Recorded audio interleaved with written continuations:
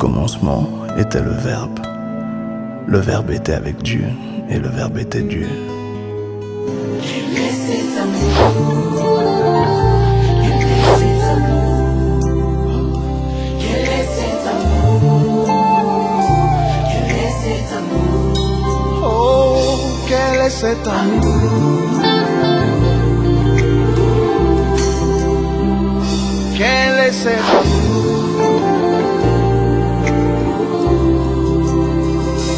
Gloire soit rendue à notre Seigneur. Shalom à toutes, shalom à tous.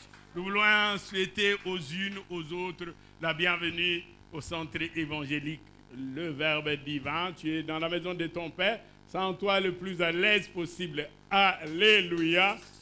Je voudrais nous dire que nous nous préparons parce que nous cheminons lentement mais sûrement vers la grande célébration de l'une des fêtes juives les plus importantes qui sont devenues depuis lors une fête chrétienne. Nous allons célébrer la Pâque. Il y a 3 semaines qui nous séparent de la célébration pascale et nous aurons 4 enseignements pour nous préparer à cette célébration. Je vais vous donner les thèmes. Si vous ne l'écrivez pas, quand vous aurez les versets, vous pourrez bien l'écrire. Alléluia. Le thème que je voudrais nous proposer pendant cette période de la préparation pascale est intitulé « La truie lavée s'est vautrée dans le bourbier ». Alléluia. La truie lavée s'est vautrée dans le bourbier. Gloire soit rendue à notre Seigneur. Je répète le thème, la truie lavée s'est vautrée dans le bourbier. Amen. Et vous allez prendre la portion des Écritures, vous aurez l'orthographe qui convient. 2 Pierre, chapitre 2, du 9e au 22e verset. Assez longue lecture quand même, c'est important. Et parce que nous voulons poser le socle, le fondement de cet enseignement préparatif à la Pâque. 2 Pierre, chapitre 2, du 9e au 22e verset. Quelqu'un a écrit. Deuxième lettre de Pierre, chapitre 2, du 9e au 22e verset. Si vous avez écrit, je peux donner le deuxième texte de lecture qui se trouve dans les livres du prophète Ézéchiel, un texte que nous avons déjà eu à lire par le passé. Ézéchiel dans le 16e chapitre, du 3e au 10e verset. Ézéchiel chapitre 16, du 3e au 10e verset. Est-ce que vous êtes prêts? Est-ce que nous pouvons lire? Je voudrais rappeler à ceux qui ne le savent pas, nos programmes sont disponibles sur la chaîne YouTube Verbe Divin TV. Allez sur YouTube, cherchez Verbe Divin TV, abonnez-vous et vous serez informés de tous nos programmes d'activité. Je voudrais aussi demander au comité d'organisation de la grande célébration que nous aurons, la double célébration des dédicaces, aussi des consécrations des serviteurs, de développer un programme de médias par rapport à cela, travailler avec notre fille Chabou, avec la Ditenda et toutes les personnes qui nous appuient dans cela, qu'on se prépare déjà et que les messages soient disponibles et diffusés partout. Amen.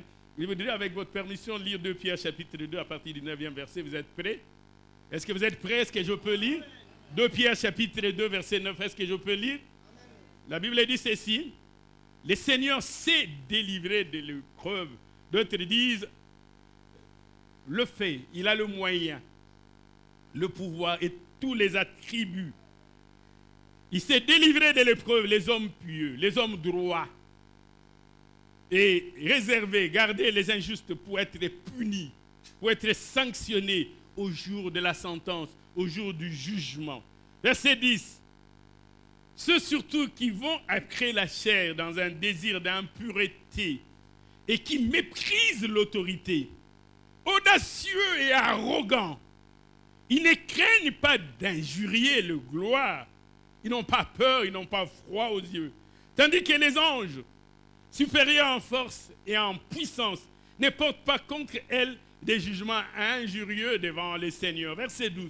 Mais eux, semblables à des brutes, qui s'abandonnent à leur penchant naturel et qui sont nés pour être prises et détruites. Ils parlent d'une manière injurieuse de ce qu'ils ignorent. Et ils périront par leur propre corruption. Verset 13. Recevant ainsi les salaires de leur iniquité. Le salaire du péché, c'est la mort. Recevant ainsi les salaires de leur iniquité. Ils trouvent leur délice, leur plaisir, leur satisfaction à se livrer au plaisir en plein jour. Hommes tarés et suyés. Ils se délectent dans leur tromperie. Ils se réjouissent en faisant bonne chère avec vous. Ils ont les yeux pleins d'adultère et insatiables de péché. Ils amorcent les âmes mal affermies. Ils ont le cœur exercé à la cupidité, entraîné, préparé. Ce sont des enfants de la malédiction. Après avoir quitté les droits chemins, après avoir abandonné les droits chemins, après avoir oublié, après s'être écartés du droit chemin, ils se sont égarés en suivant la voie de Balaam, fils de Béor, qui aima les salaires de l'iniquité.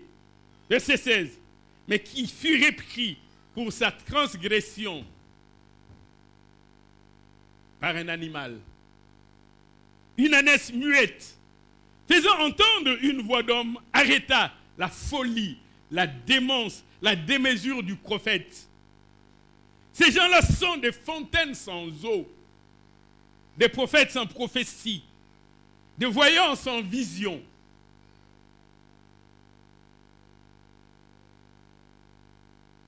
Des nuées qui chassent un tourbillon. L'obscurité des ténèbres leur est arrivée. Verset 18. Avec des discours enflés de vanité, ils amorcent par les convoitises de la chair, par les dissolutions, ceux qui viennent à peine d'échapper aux hommes qui vivent dans l'égarement. Verset 19. Ils leur promettent la liberté, quand eux-mêmes sont esclaves de la corruption, de la cupidité.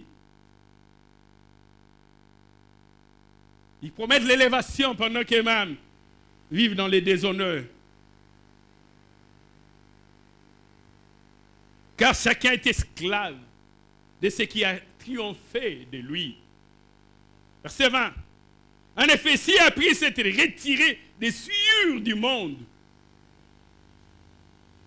par la connaissance du Seigneur et Sauveur Jésus,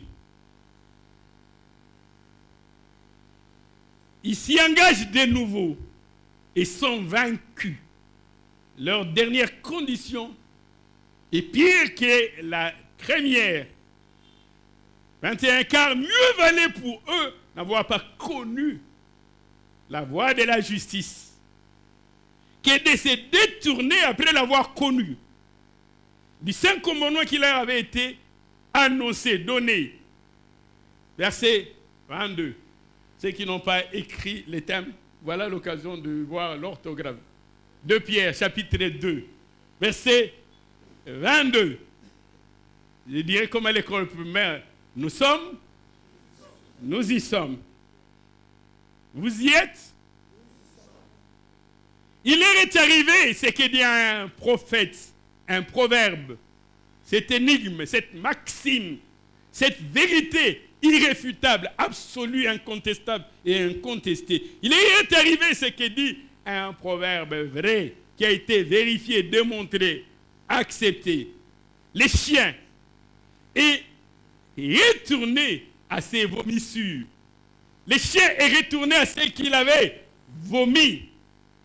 Et la truie lavée s'est vautrée dans le bourbier. Vous voyez l'orthographe? La truie lavée s'est vautrée dans le bourbier. Alléluia. J'aimerais nous proposer un deuxième texte et nous allons rapidement poser pour aujourd'hui les fondements de ce qui va nous cheminer jusqu'à la Pâque. Prophète Ézéchiel, chapitre 16. À partir du 3e verset, livre du prophète Ézéchiel, chapitre 16. Est-ce que vous avez trouvé Ézéchiel? Oui. Ézéchiel, il est facile à trouver parce qu'il est compté parmi les grands prophètes. Il y en a 4.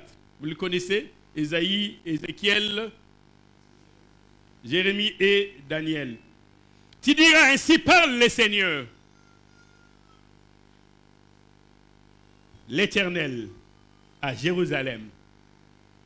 Par tes origines, il voudrait te restituer à ta racine. Par ta naissance, tu es du pays de Canaan. Nous nous souvenons Canaan, fils de Cham, descendance de Noé. Ton père était un Amoréen et ta mère une Hessienne. Verset 4. À ta naissance, au jour où tu naquis, au jour où tu vins au monde, ton nombril n'a pas été coupé et tu n'as pas été lavé dans l'eau pour être purifié. La truie, elle a manqué quelqu'un pour être lavé. Toi, tu as manqué quelqu'un pour te laver dans l'eau pour être purifié. Tu n'as pas été frotté avec du sel pour faire sécher ta plaie.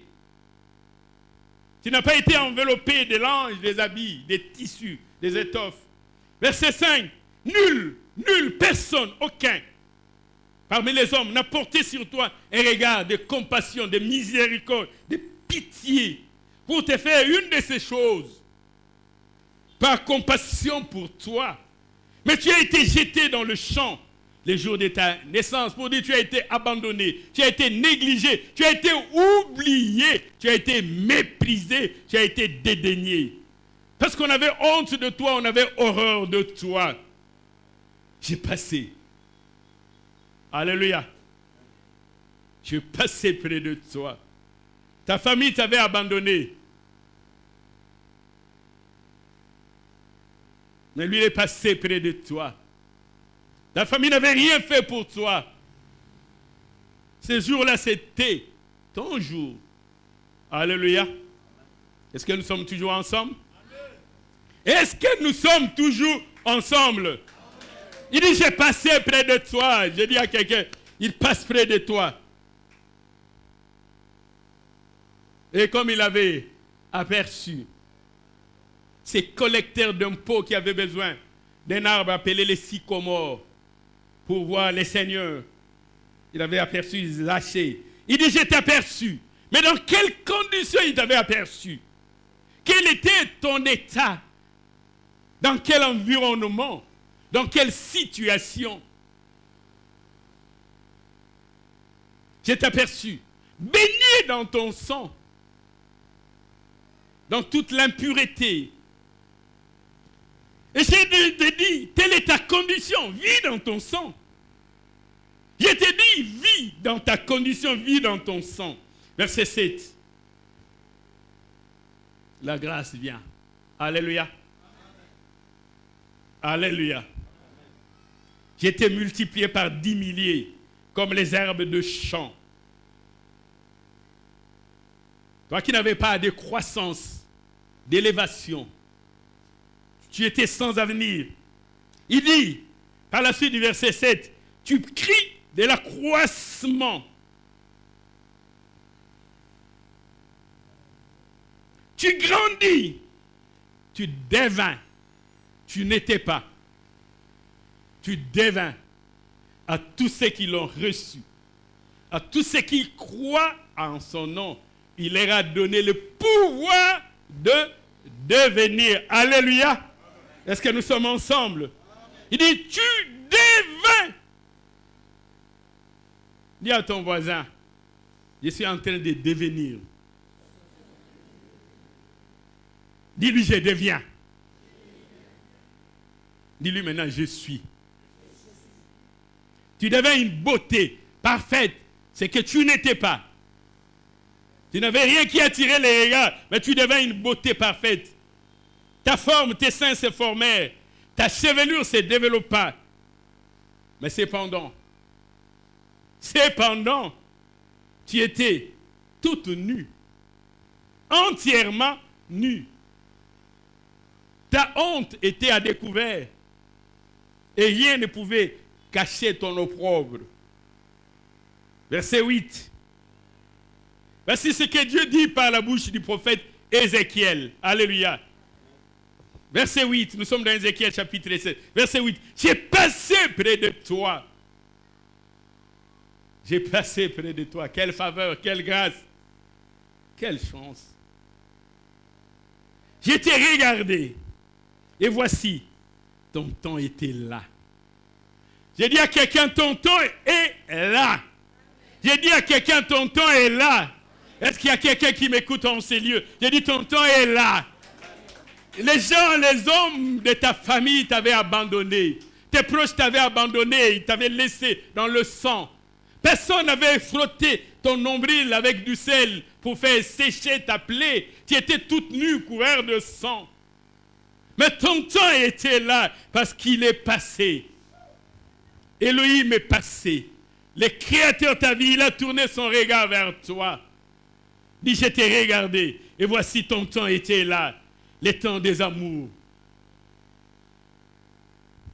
Et il dit, j'ai tendu sur toi le pan de ma robe. Je vois quelqu'un sur qui Dieu étend le pan de sa robe. Je vois quelqu'un, Dieu, je vois quelqu'un, le pan de la robe de l'Éternel s'étend sur quelqu'un. La main de l'Éternel s'étend sur quelqu'un. Je vois l'ombre de Dieu s'étendre sur quelqu'un. Je vois la gloire de Dieu s'étend sur quelqu'un. Il couvre la honte, l'opprobre, l'humiliation, le désespoir. Les liens de ta famille, parce que dans cette prophétie d'Ésaïe, il dit, par ta naissance, il prend les choses depuis la racine. La condamnation qui était attachée à ta famille, à tes parents, par rapport à leur vie passée, par rapport à ce qu'ils avaient fait comme invocation, comme incantation, comme sacrifice aux morts. Ils ont parlé aux morts, ils ont invoqué les morts. Il dit, si cela ne dépendait que de ta nature charnelle, tu étais exclu. Il te rappelle que tu es de la postérité de Canaan, c'est-à-dire la postérité de la malédiction. Tu devais être soumis à tes frères. Mais l'Éternel est passé ces jours-là. Ton temps est là. Et il a étendu le pan de sa robe. Il dit, j'ai couvert ta nudité. Les deux honneurs, mais aussi la sécheresse, mais aussi la stérilité, mais aussi les manques, la pauvreté, mais aussi les afflictions, mais aussi les désespoirs, la crainte, la peur, toutes ces choses, mes craintes, mes peurs, ont toutes disparu. J'étais pu jurer, il dit j'ai juré. Oh, est-ce que l'Éternel a besoin de jurer? Est-ce qu'il peut jurer par quelqu'un de plus grand que lui, si ce n'est par lui-même?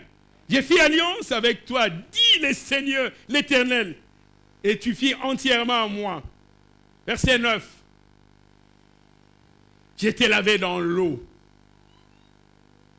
J'ai fait disparaître les sangs qui étaient sur toi.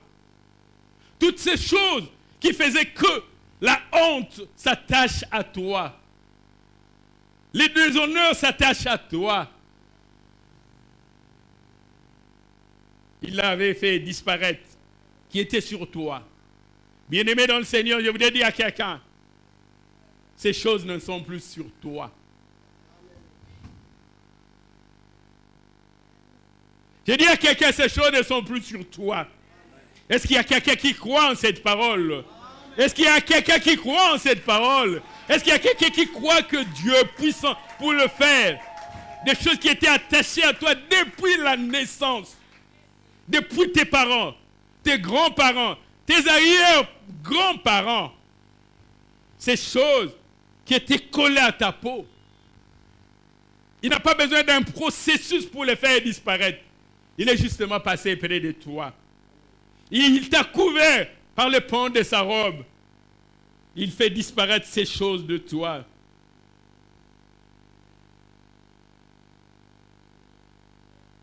Je comprends pourquoi, ce jour-là, Christ, lorsqu'il avait déroulé les livres du prophète Ésaïe, et quand il a affirmé que cette parole des Écritures s'était accomplie en lui, il dit l'Esprit du Seigneur l'Éternel est sur moi. L'Éternel m'a établi, m'a envoyé pour annoncer une bonne nouvelle aux pauvres, mais aussi pour renvoyer libres les opprimés. La servitude, ce n'est plus ton partage. L'esclavage n'est plus de ta lignée. Tes arrière-grands-pères étaient déportés, amenés à la servitude. Et tu es né comme esclave. Mais ce n'est plus ton partage. Alléluia. J'ai dit à quelqu'un, ce n'est plus ton partage, ce n'est plus ton héritage. Alléluia. Mais voici ce que l'Éternel fait. Il dit, je t'ai lavé dans l'eau. J'ai fait disparaître les sangs qui étaient sur toi, la condamnation qui était sur toi, la malédiction qui était sur toi, la servitude qui était sur toi, les jougs que tu portais. Et il va te donner une onction. Non seulement il te lave, mais il te donne une onction. Dis à ton voisin, le Seigneur m'a oint. Dis à ton voisin, le Seigneur m'a oint, il m'a oint d'huile. Il a oint d'huile ma tête. Alléluia. Ah, moi je vois l'huile qui descend de ma tête. Toi, tu ne vois pas? Viens toucher ma tête, tu verras, il y a de l'huile. Quelqu'un peut venir toucher? Je te donne le droit de venir toucher. Il y a de l'huile. Alléluia. Il m'a oint. Et bien sûr, il ne s'est pas contenté de cela. Puisqu'il voulait te faire accompagner d'honneur, de gloire, de distinction et de magnificence. Il te donne des vêtements. Et pas n'importe quel vêtement. Il dit, je t'ai donné des vêtements brodés. Des vêtements de prix. Des vêtements de grande valeur. Et une chaussure de potente en bleu. Le bleu, la couleur royale, la couleur de la royauté, la couleur du ciel, de la distinction, de l'élévation, de la prospérité. Et je t'ai ceigni de fin lin. Et je t'ai couvert de soie. Oh, quelle joie. Est-ce que quelqu'un avec moi peut acclamer la parole du Seigneur? Est-ce qu'il y a quelqu'un qui peut acclamer encore la parole du Seigneur plus fort? Alléluia. La truie lavée s'est vautrée dans le bourbier.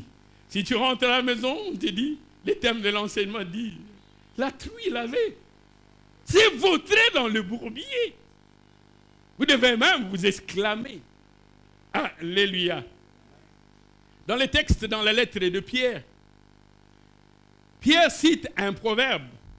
Mais il dit que ce proverbe est vrai. Ce n'est pas une représentation de l'esprit. Il ne parle pas en allégorie. Ce n'est pas une figure de style. Il dit ce que j'ai dit est une vérité démontrée, une vérité absolue. Ce sont deux choses que nous voyons. Il n'est pas possible, même si tu aimais ces repas, que tu l'aies mangé après l'avoir vomi, que tu manges encore. Même si c'était un sandwich excellent et délicieux, quand tu as déjà vomi, tu ne peux plus.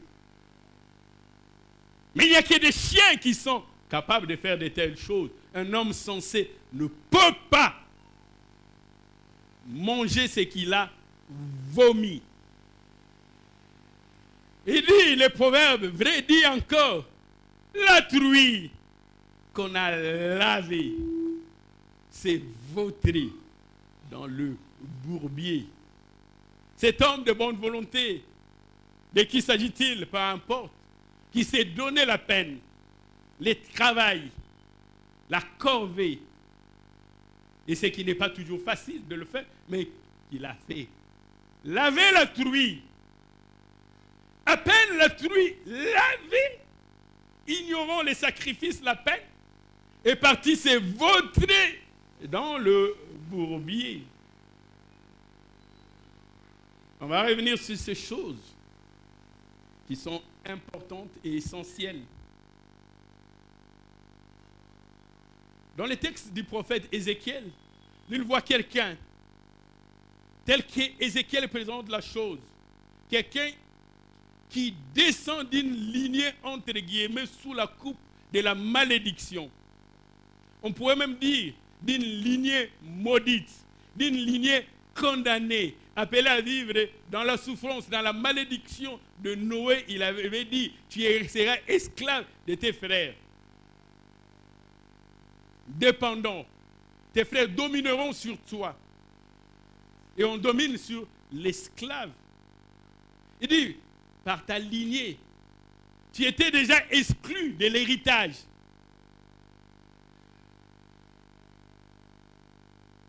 Ézéchiel dit, ces choses qui étaient attachées à toi, par rapport à ta nature charnelle, corporelle, physique, aucun parmi les humains ne s'était donné la peine de les ôter. Peut-être qu'il n'en avait ni le pouvoir et même pas les mandats de le faire. Et même, C'est là qu'on pouvait considérer comme le tien, le plus proche. Quand ils t'ont regardé, ils n'ont pas reconnu la valeur qu'il avait en toi. Ils n'ont regardé que l'aspect plastique, l'aspect extérieur, saisissable, physique. Il dit, il n'a rien qui attire les regards. On t'a abandonné. Est-ce que quelqu'un peut croire à la force de cette parole? Peu importe ce que les humains ont fait de toi.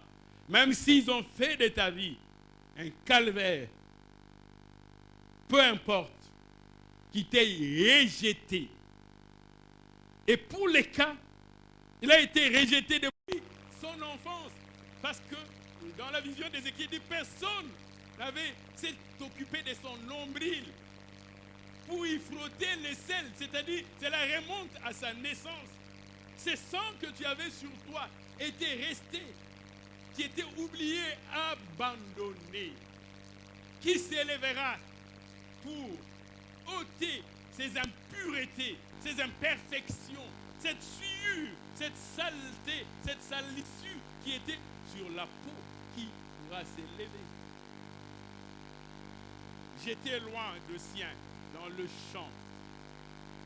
Et personne n'avait jeté vers lui un regard de compassion, de miséricorde.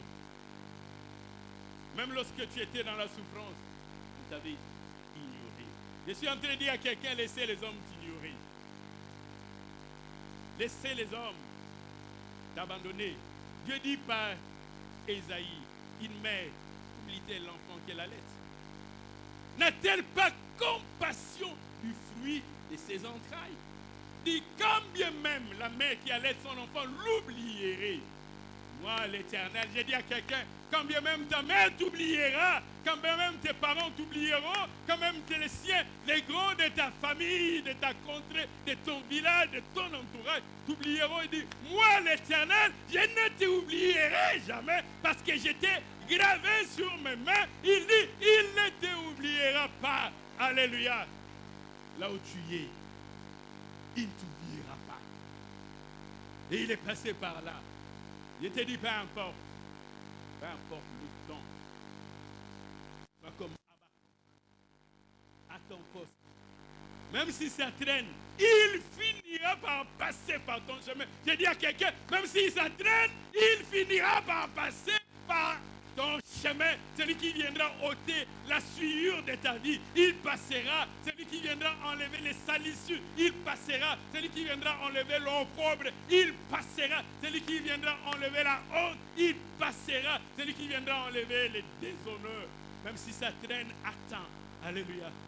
Et ces jours-là étaient arrivés. Ces jours-là étaient arrivés. Alléluia. Et il passa. Il regarda, oui c'est vrai, abandonné, dans le champ, dans le sang, rempli de honte et de déshonneur, et dans toute ta nudité. Voici le roi des gloires. Il prend ses habits royaux, ses vêtements princiers, il couvre ta nudité. Je voudrais dire à quelqu'un, ton premier vêtement, ça ne sera pas forcément les feuilles. Est-ce que quelqu'un me comprend? Je voudrais dire à quelqu'un, ton premier véhicule ne sera pas forcément un vélo. Je dis à quelqu'un, ta première maison ne sera pas seulement une bicoque. Elle était toute nue. Mais le Seigneur va les couvrir par le pont de sa robe. Mais la robe royale, la robe du grand roi. Avant de porter un tout autre habit, il avait déjà commencé par un habit de gloire. Il a commencé par un habit de gloire. Tu ne commenceras pas de non.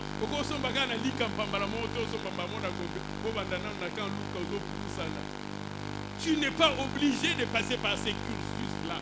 Quand le Seigneur passe par ton chemin, il te lave, il te purifie. Tu deviens un être nouveau. Alléluia. D'Adam, où il devait prendre la peau d'une bête, vas prendre les habits royaux et tu seras couvert. Tu seras lavé. Et ici, moi, une huile. Pas une huile faite de main d'homme. Une chaussure des potentes en bleu. Il a voulu que ça soit en bleu. Pas en noir, mais en bleu. Parce que tu dois être les reflets de sa gloire. Quand tu marches, il voulait qu'on voit ta royauté. Mais comment on est passé de cet homme, de cette femme couverte de sang, oublié, abandonné, aux vêtements brodés, teints en bleu. Alléluia. Mais l'exclamation de l'apôtre Pierre, c'est qu'on a pris une truie. On l'a sorti de la misère, de l'oppression, comme les enfants d'Israël qui étaient sortis de l'oppression des Égyptiens, mais qui désignèrent après un chef pour rentrer sous le joug de la servitude. Il dit, nous étions esclaves, mais il y avait des tomates. Nous étions esclaves, mais il y avait des oignons. Nous voulons rentrer dans la servitude. Alléluia. Alléluia.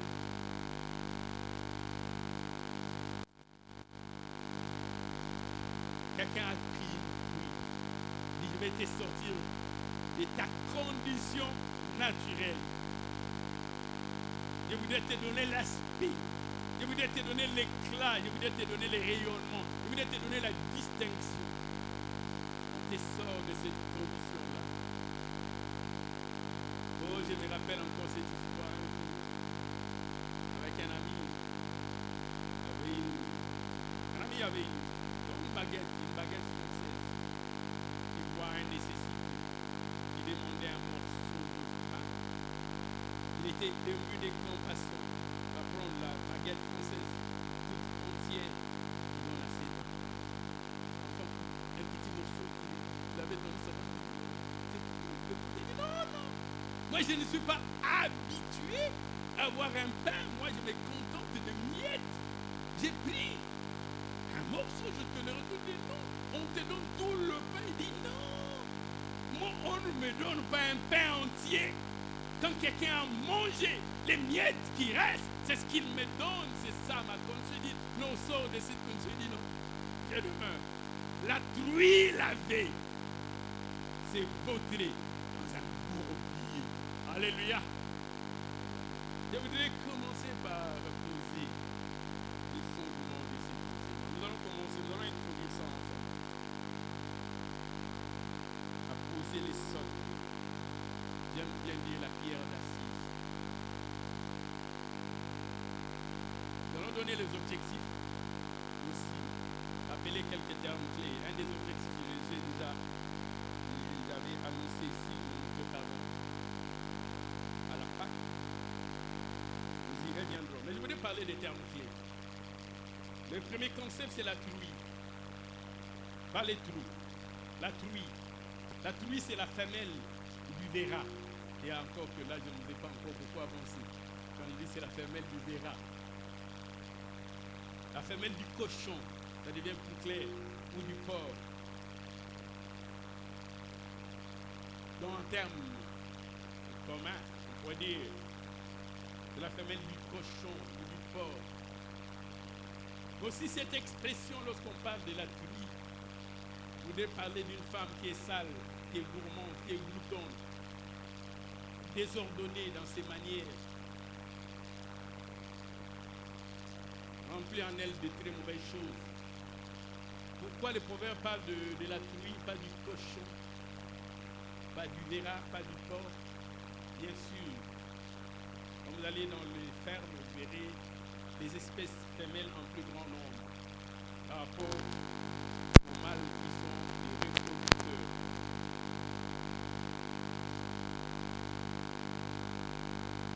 Et lorsqu'on est dans les sacerdoces lévitiques, on ne va pas y revenir, on considérait cet animal comme impur. Encore que la description qu'on donne de ces porcs ne correspond pas au porc que nous avons en ce moment. Parce que dans Lévitique chapitre 11, le 7e verset, on parle d'un porc qui a des cornes et les pieds pendus. Lisez bien Lévitique chapitre 11, verset 7. Vous verrez que ces porcs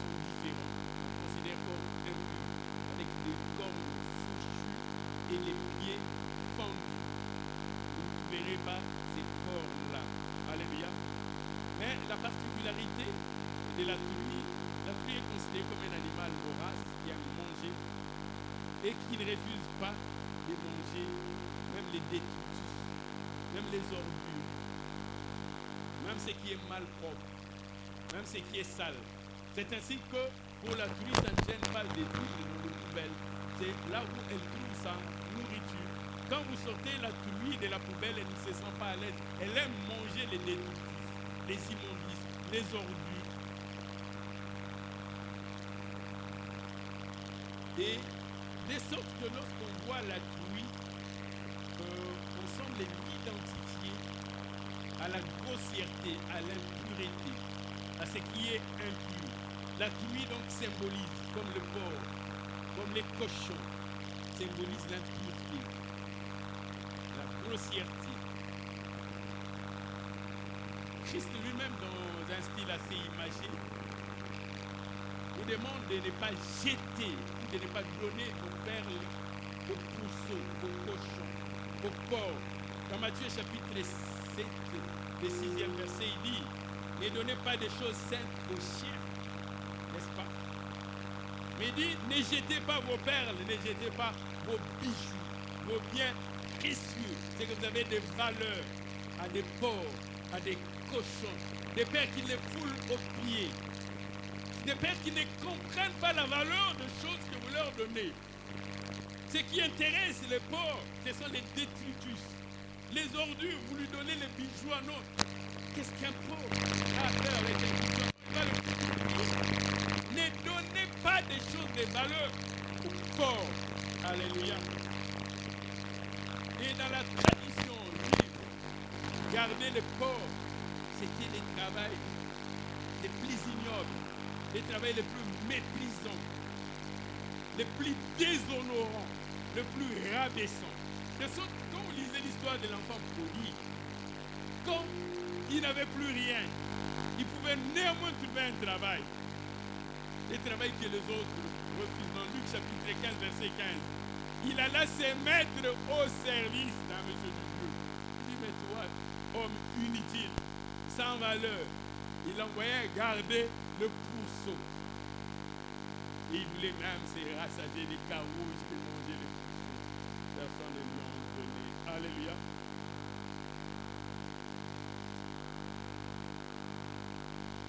La pluie.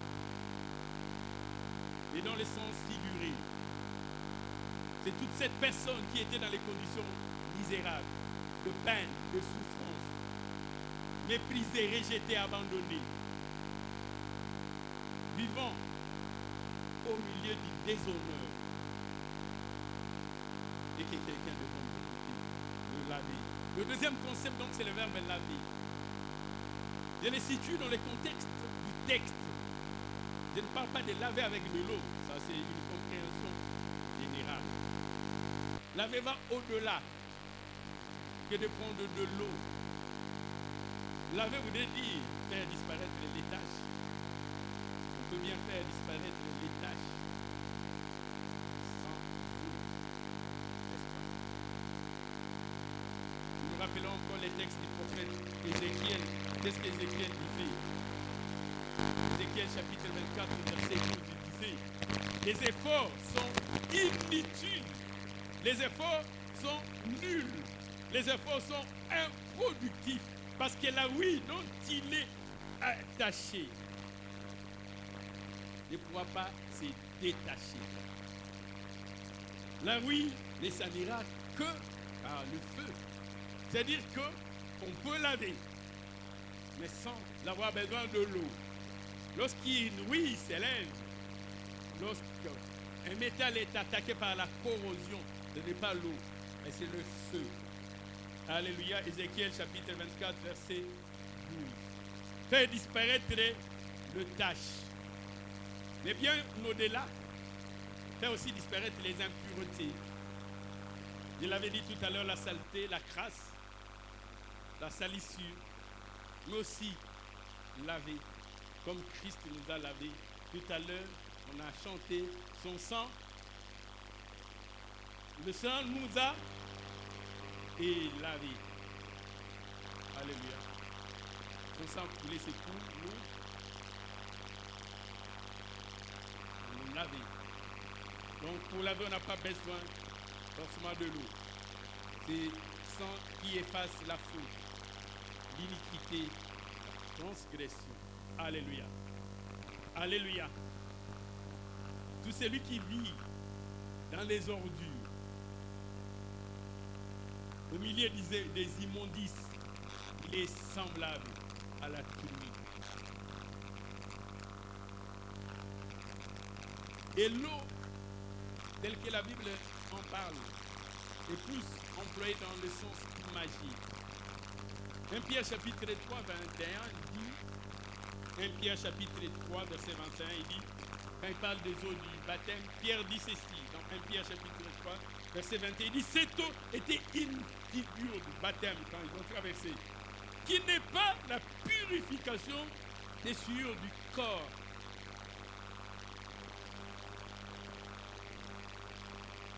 Mais l'engagement d'une bonne conscience envers Dieu. L'eau devient un engagement qui maintenant vous sauve, vous aussi par la résurrection en Jésus-Christ. Alléluia. Mais ce que j'aime beaucoup dans cette cantique encore que nous avons chanté, cela correspond à la vision que l'apôtre Jean avait eue à l'île de Patmos. Est-ce qu'il y a quelqu'un qui me suit? Est-ce qu'il y a quelqu'un qui me suit? Est-ce qu'il y a quelqu'un qui me suit? Est-ce qu'il y a quelqu'un qui comprend ces choses? Est-ce qu'il y en a qui, au milieu de nous, comprennent ces choses? Est-ce que ces choses sont compréhensibles ou incompréhensibles? Voici la vision de Jean dans Révélation des Jean, Apocalypse, chapitre 7, verset 9 et le verset 14. Révélation de Jean, Apocalypse, chapitre 7, verset 9 et verset 14.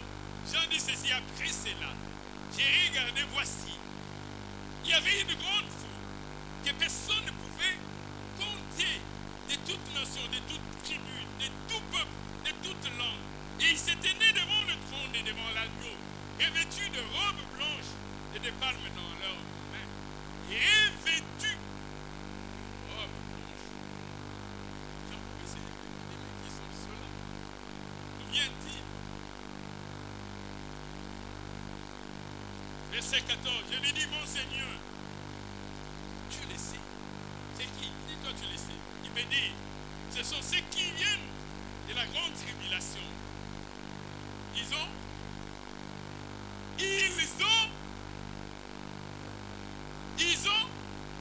Ils ont lavé leurs robes et les ont blanchis dans le sang de l'agneau. Alléluia. S'ils sont revêtus de robes blanches, parce qu'ils les ont lavés dans le sang de l'agneau. Alléluia. Alléluia. Alléluia. La pluie lavée. Lavée par le sang qui justifie, mais qui revient sur ces salissures, dans la crasse, dans la pourriture. Ils les ont blanchis dans le sang de l'agneau. Alléluia. Et les plans de Dieu, c'est de prendre ce qui au milieu des ordures, qui ont encore le sang collé à leur peau, qui ont encore l'iniquité rattachée de leurs parents, les laver de ces sangs du péché par le sang de la rédemption. Alléluia. Est-ce qu'il y a quelqu'un qui m'a compris? Le sang qu'il a sur le corps, c'est le sang corporel, charnel, mais qui lie les fils au Père. Le sang, c'est la vie. Et l'âme du chair est dans le sang. Qui les lie par la condamnation. Mais il fallait trouver le sang qui vient justifier. Alléluia. Est-ce qu'on est toujours ensemble? Quand on lave le sang par le sang, est-ce qu'il y a quelqu'un qui peut comprendre ces choses-là? Est-ce qu'il y a quelqu'un qui comprend ces choses-là? Pas le sang de la condamnation, le sang de parents, mais le sang de la rédemption. Son sang a coulé pour nous sauver. Alléluia. Troisième concept, c'est les bourbiers, le milieu naturel dans lequel nous étions. L'environnement dans lequel nous étions. La prison dans laquelle nous vivions. Nous étions enchaînés, liés. Nous étions dans la servitude, dans l'esclavage. Portant les jougs. Christ n'est pas seulement venu pour nous laver, mais nous sortir du bourbier. Parce qu'en nous lavant dans le bourbier, nous ne serons pas propres. Il devait nous sortir du bourbier afin que nous soyons lavés. Le bourbier, c'est quoi? C'est lieu boueux. Mais aussi, mais surtout, la situation difficile dans laquelle tu es, les chaos, le foutoir, la merde, les problèmes, les angoisses, les persécutions, les tribulations, la sécheresse, la pauvreté, les maladies, la stérilité, les angoisses, la malédiction. Il te trouve dans ces milieux maudits. Il te trouve au milieu de la condamnation, dans la peine et dans la souffrance, dans des maladies incurables. Comme cette femme qui avait la perte de sang. Et il te trouve dans cette condition-là. Tu étais enchaîné, lié. Il vient, il coupe le lien. Il brise le joug. Il rompt la chaîne. Et toi, tu dis non, j'aime pas la liberté. Je voudrais rentrer dans la servitude. Tu dis, maître, enchaîne-moi. Christ est venu nous sortir du bourbier. Les ordures, le sang, c'est la situation chaotique dans laquelle tu étais. J'ai vu quelqu'un qui était locataire qui disait, il a l'impression que les bailleurs n'est jamais parti de chez lui. À peine il finit de payer, il voit les bailleurs se retourner, il paye. Il dit, mais je viens de payer. Il dit, le mois vient encore de se terminer. Il sort, il donne l'argent. Le temps passe tellement vite. Il dit 4 semaines, c'est comme 1 minute. À peine il réunit l'argent, il donne au bailleur. À peine le bailleur a les dos tournés. Il voit les bailleurs retourner. Il dit, mais c'est quoi? Il dit, oui, un autre mois vient de se terminer. Il dit, mais je ne veux pas m'en sortir. Tu ne t'en sortiras pas. Il n'y a que Christ qui peut te sortir de ces bourbiers. Parce qu'il est écrit, maudit quiconque est pendu au bois, et lui a accepté d'être pendu au bois pour porter ta malédiction, afin que les bénédictions promises à Abraham aient leur accomplissement dans ta vie. Tu ne te sortiras pas toi-même. Ce n'est pas par tes efforts, ce n'est ni par la force, ni par la puissance. Tu ne t'en sortiras pas. J'ai dit à quelqu'un, tu ne t'en sortiras pas. Ton père ne te sortira pas. Ton frère ne te sortira pas de cette situation. Tu y seras jeté au champ. Oublié avec ton sang. Personne ne viendra frotter les selles à ton nombril. Tu y resteras dans cette situation chaotique. Alléluia. Amen. Mais j'ai dit à quelqu'un, ces jours-là, qui devait venir, il vint. J'aimerais que nous lisions ce beau texte après nous prendre un moment de prier. Jean chapitre 5. J'aimerais que nous puissions lire ensemble. Jean chapitre 5. Nous connaissons ce texte de la piscine de Bethesda. Jean chapitre 5. À partir du premier verset. J'aime beaucoup le premier verset. Toi qui étais dans la boue, dans le bourbier, couvert de sang. Tu disais, comment je peux demeurer longtemps dans cette situation? Pourquoi ma plaie tarde-t-elle à se cicatriser? Est-ce que cela arrive aussi aux autres ou seulement à moi? Mingayo, bololo, peine, l'amertume. Est-ce que Zaka Ngaïbe va musuba mona ango? Jean chapitre 5, à partir du premier verset, la Bible dit, après cela, il y eut une fête des Juifs. Et Jésus monta à Jérusalem. J'ai dit à quelqu'un, j'ai dit la fête vient et Jésus va monter à Jérusalem. Alléluia. J'ai dit à quelqu'un, est-ce qu'il y a quelqu'un qui me suit? Est-ce qu'il y a quelqu'un qui me suit? Est-ce qu'il y a quelqu'un qui me suit? Jésus montait à Jérusalem. Est-ce qu'il y a quelqu'un qui me suit? Toi qui es abandonné par ta famille, Jésus monte à Jérusalem. Est-ce qu'il y a quelqu'un qui me suit? Toi qui es abandonné par tes parents, par tes proches, par les grands de ce monde, j'ai dit, je vois Jésus monter à Jérusalem. C'est le jour de fête. Jésus monte à Jérusalem. Et c'est le jour de ton miracle. Alléluia. Et j'aime beaucoup la description que Jean donne. Il dit, oh, à Jérusalem, près de la porte des brebis, il y avait une piscine qui s'appelle en hébreu Bethesda, qui a 5 portiques. Et sous ces portiques étaient couchés des gens, chacun avait ses problèmes. Chacun avait ses problèmes, j'ai dit, chacun avait ses problèmes. Dis à ton voisin, chacun avait ses problèmes, ses difficultés, ses tourments, ses inquiétudes, sa souffrance, sa peine. Chacun en avait. Et chacun attendait son miracle. Dis à ton voisin, chacun attendait son miracle. J'ai essayé de décrire, mais il n'arrive pas. Il dit qu'il y avait des malades couchés en grand nombre. Ce qu'il cite, ce n'est pas grand nombre. Il donne une indication.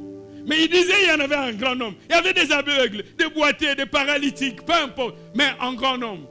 Et chacun attendait son miracle. Jésus monta à Jérusalem. J'ai dit, chacun attendait son miracle. Répond, Jésus monta à Jérusalem. Chacun attendait son miracle. Répond, Jésus monta à Jérusalem. Chacun attendait son miracle. Répond. Alors reste à ton poste comme Habakkuk.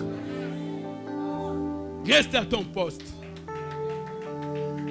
Il dit car un ange descendait de temps en temps dans la piscine et agitait l'eau, et celui qui descendait le premier dans l'eau avait été guéri. Mais là, s'est trouvé, comme dans la vision d'Ézéchiel, là s'est trouvé un homme malade depuis 38 ans. En d'autres termes, abandonné par ses parents. Malade depuis 38 ans. Son âge, personne ne le connaît. Mais il était malade depuis 38 ans. Avait-il 38 ans ou plus? Mais malade depuis 38 ans. Quel âge pouvaient avoir ses parents? Je le sais. Et Jésus l'ayant vu couché, sachant qu'il était malade depuis longtemps, en ces lieux, attendant le miracle. Je dis encore à quelqu'un, Jésus monta à Jérusalem. Alléluia. Oh Jésus-Christ, pourquoi tu as besoin de monter à Jérusalem? Mais tu peux envoyer un ange, agiter l'eau. Il va se jeter. Non, il n'a personne. Pendant longtemps, Jésus envoyait l'ange. L'ange venait agiter l'eau. Les gens se jetaient. Lui, il était paralytique. Et il n'avait personne. Toi qui n'as pas personne, c'est toi. Tu n'as personne. Pour te faire profiter des opportunités qui viennent devant toi, tu n'as personne. Il n'avait personne. Nous avons l'obélo azati. Nous avons intercédé kanayo azati. Nous avons boire azati. Il n'avait personne. J'ai dit non, si j'envoie un ange, c'est monsieur. Il n'a personne. Exactement comme dans la vision d'Ézéchiel. Il n'avait personne. Nous avons sukolo azati. Yako pakolo mungwa azati. Yako pesa obilamba azate. Yakolongo la sonyo e kangama na bomo idayo azate. Il fallait qu'il vienne lui-même. Et comme ce jour-là, la piscine de Bethesda, il vint lui-même. Celui qui a envoyé l'ange n'a pas envoyé l'ange. Il est venu lui-même. Il est là depuis longtemps. Il dit, veux-tu être guéri? Les malades lui répondu, Seigneur, je n'ai personne. Mais oui, je le sais. Si tu avais quelqu'un, combien de fois l'eau a été agitée? Tu aurais été jeté. Je n'ai personne. À tous ceux-là qui pensent qu'ils n'ont personne, je voudrais leur dire, vous avez Yehoshua Hamashiach. Vous n'avez personne pour vous laver, vous ôter de l'essuie. Je voudrais dire à quelqu'un, tu as Yehoshua Hamashiach. Il viendra te sortir du bourbier. Et pour ces malades de la piscine de Bethesda qui avaient demeuré longtemps, qui n'avaient personne. Je n'ai personne. Est-ce qu'on peut se tenir debout un court moment dans la prière? Est-ce qu'on peut se tenir debout? Veux-tu être guéri? C'est ça la question. Il sait que tu n'as personne. Si tu as toi-même ton secours, tu n'as pas besoin de prier. Mais celui qui a besoin du secours, qui se tient debout. Je lève mes yeux vers les montagnes. D'où me viendra le secours? D'où me viendra le secours? Moi, je n'ai personne pour me secourir. Situation est à passer. La coquille comme dit Misanga Imogote. Vie comme passi et comme bololo. As-tu déjà rencontré cette désolation? Un chanteur avait même dit Nalinga qui a me suicider. Passer les kakis. Est-ce que tu as déjà rencontré cette désolation? Tu te dis, est-ce qu'il y a une la situation? Malamuna, tu as un terme na vie nangai. Passer l'équipe. Toi qui n'as personne, je dis, tu as l'homme de Galilée. Toi qui n'as personne, je te dis, tu as Yehoshua à Machia.